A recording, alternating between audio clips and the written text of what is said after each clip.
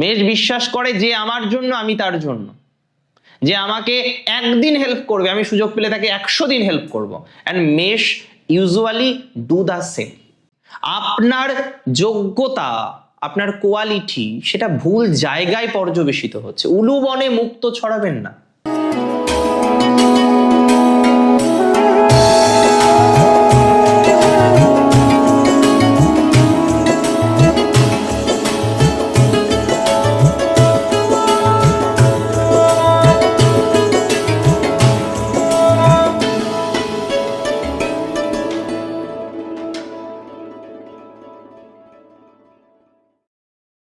নমস্কার, জয় শ্রী গণেশ। স্বাগতম আপনাদের প্রত্যেককে। বছরের শুরুতে কত নতুন প্ল্যান, তাই না? এটা করব, এদিকে যাব, এই বিষয় নিয়ে ভাববো। আমরা কত রকম বিষয়বস্তু নিয়ে ভাবি অ্যাকচুয়ালি। কিন্তু বছর শেষে আপনি কখনো খেয়াল করেছেন কোনো একটা এনিমিশিপ, কোনো একটা শত্রুতার কারণে আপনার এই প্রবলেমগুলো সলভ হয় না? বছর শেষে ভাবেন যদি কেউ একজন থাকতো এবং বলে দিত বছরের প্রথমেই যে এই বছর এই শত্রু থেকে সাবধানে থাকবেন, তাহলে কতই না ভালো হতো। আজকে আমরা সেই জায়গাটা নিয়ে আলোচনা করব যে 2026-এ, স্পেশালি 2026-এ কোন কোন শত্রু থেকে আপনাকে থাকতে হবে সচেতন, আপনাকে থাকতে হবে সাবধান।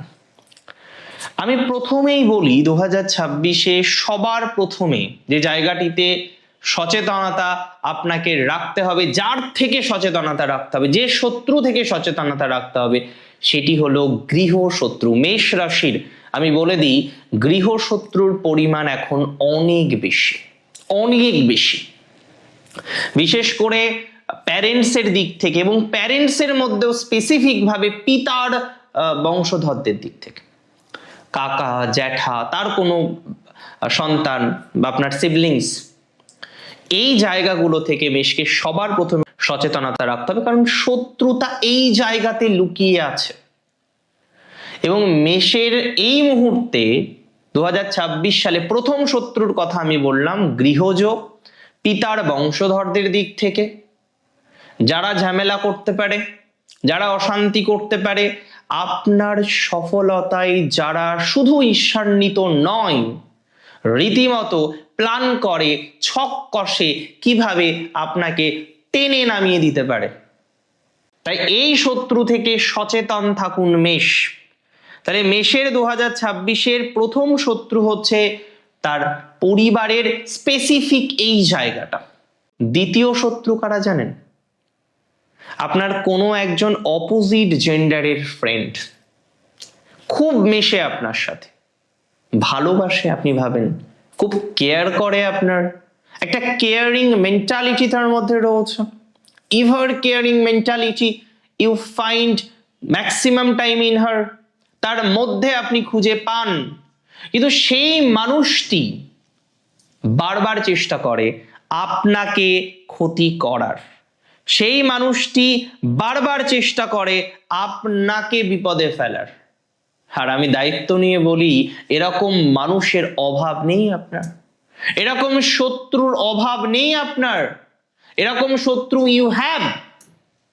তাই অপোজিট জেন্ডারের যদি কোনো ফ্রেন্ডস থেকে থাকে, অপোজিট জেন্ডারের যদি কোনো বন্ধু বা বান্ধবী থেকে থাকে, ঠিক আপনার বিপরীত লিঙ্গের কোনো জাতক বা জাতিকা, এরকম মানুষ থেকেও থাকতে হবে আপনাকে সচেতন, কারণ এই ধরনের শত্রুতা মারাত্মক। আর একটা শত্রু আমি বলে দিই, খুব ইন্টারেস্টিং। আপনার আত্মীয় স্বজনরা খারাপ বা কিছু কিছু ক্ষেত্রে বেশ ডিস্টার্ব, আপনিও জানেন, আর ম্যাক্সিমাম মানুষের সেই নিজের মানুষরাই বেশি শত্রু হয়, এটা ধ্রুব সত্য। মানে আমি আমার ব্যক্তিগত অভিজ্ঞতা এবং আপনাদের আশীর্বাদে আপনাদের সাথে যখন কথা বলার সুযোগ পাই, আপনাদের কাছ থেকে শুনেছি বা আমি অবজার্ভ করেছি যে আত্মীয় স্বজন ম্যাক্সিমাম মানুষেরই শত্রু, কিন্তু তার মধ্যে আপনি একদল খুব বিশ্বাস করেন, অমুক কাকাকে বা অমুক জ্যাঠা, আপনি জানেন সে আপনার জন্য মোস্ট সাপোর্টিভ, বাকি সবাই সাপোর্টিভ না। তলে তলে খোঁজ নিয়ে দেখবেন সেই মানুষটি আপনাকে বিপদে ফেলার কোনো রকম সুযোগ হাতছাড়া করে না। তাই রিকোয়েস্ট, এই প্রথম যে তিনটে শত্রুর কথা বললাম, একদম একটাই সলিউশন, দূরে থাকা। আমি বিশ্বাস করি out of sight is equal to out of mind.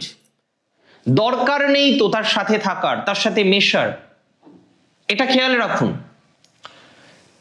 অফিসে ম্যাক্সিমাম মেশের বস হচ্ছে তার মোস্ট শত্রু। কলিগস তো আছে, কারণ মেশ এগিয়ে চলে, মেশ এগিয়ে চলে, তাকে দেখলে বুঝতে পারবেন এই মেশ।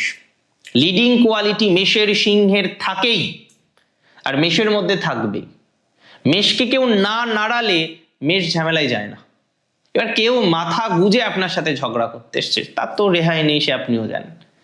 কিন্তু মেশকে সব থেকে বেশি খেয়াল রাখতে হবে যে জেনে গেলেন আপনি আপনার বস শত্রু, বা আপনার কিছু কলিগস আপনার পিছনে বারবার পড়ার চেষ্টা করছে, এবং খুব ভালোভাবে ওয়েল ম্যানারে তারা আপনার কাছে শেখেও, আপনাকে প্রায়োরিটিও দেয়। আপনি তো একটু দাম পেলে গলে জল। আমি মেশের মধ্যে দেখেছি, জানেন তো, মেশকে যদি কেউ একটু ভালোবাসে না, উজাড় করে দিতে পারে মেশ। মেষ ভালোবাসার কাঙাল। হয়তো অবাক লাগছে, কি বলেন দাদা, কর্কট শুনেছি ভালোবাসার কাঙাল, রোহিণী শুনেছি ভালোবাসার কাঙাল, কন্যা শুনেছি ভালোবাসার কাঙাল। মেষ ভালোবাসার কাঙাল, এক্সপ্রেস করে না। মেষ বোঝায় না, একটু ভালোবাসা যদি পায় না, যেখানে পায় না, ও 100 গুণ ফেরত দিয়ে দেবে।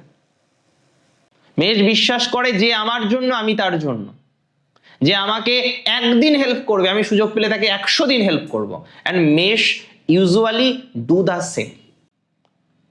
ইভেন আমি এটাও দেখেছি, দেখুন, মেষের রাগ খুব, সব ক্ষেত্রে হয়তো এক্সপ্রেস করে না, বাট রাগ আছে, জেদও আছে। কেউ ক্ষতি করেছে, মেষ রিয়েলাইজ করলো, ঠিক আছে দেখে নেবো, এটা করবো ওটা করবো, আমিও ক্ষতি করে দেবো, মেন্টালিটি প্রথমে আসে।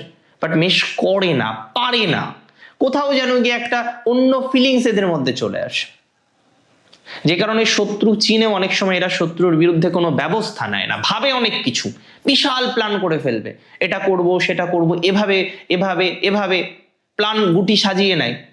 লাস্টে গিয়ে আর সেই গুটির যে দান দেওয়া দরকার, তাই না, সেটা কিন্তু তারা করে না।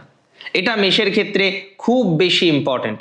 তাহলে মেষের ক্ষেত্রে শত্রু চিনছি, এবার নিজের একটু শত্রু বলি। আপনি নিজে কিভাবে আপনাকে ক্ষতি করছেন? জেদে ইম্পালসিভ হয়ে যাচ্ছেন, মাঝে মাঝে আপনি ক্ষতি করছেন।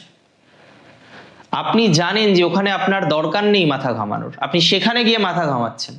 আপনার যোগ্যতা, আপনার কোয়ালিটি, সেটা ভুল জায়গায় পর্যবেসিত হচ্ছে। উলু বনে মুক্ত ছড়াবেন না। মেষের ক্ষেত্রে এটা আপনার নিজের শত্রু, নিজেই নিজের শত্রু।